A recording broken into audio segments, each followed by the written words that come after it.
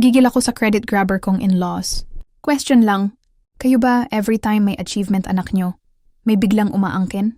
Tipong wala silang ambag sa training pero sila yung bida? May anak akong sobrang talented.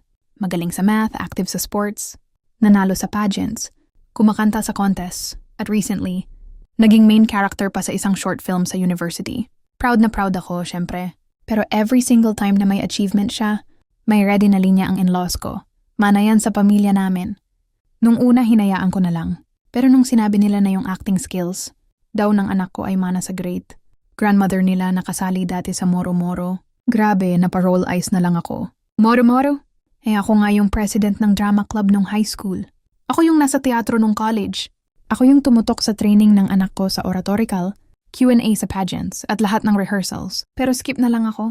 Wala akong ambag.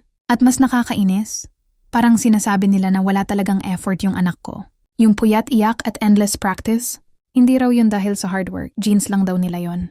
Hindi ko naman hinihingi na ako yung i-recognize. Pero wag nyo namang baliwalain yung pinaghirapan ng anak ko. Ang success niya, hindi lang mana, pinaghirapan niya yon. Blood, sweat, and tears yon, hindi lang DNA. Kaya minsan naisip ko, bakit ganun? Kapag success ka nila. Pero yung sacrifices at struggles namin mag-ina, wala. Ako lang ba nakaka-relate dito?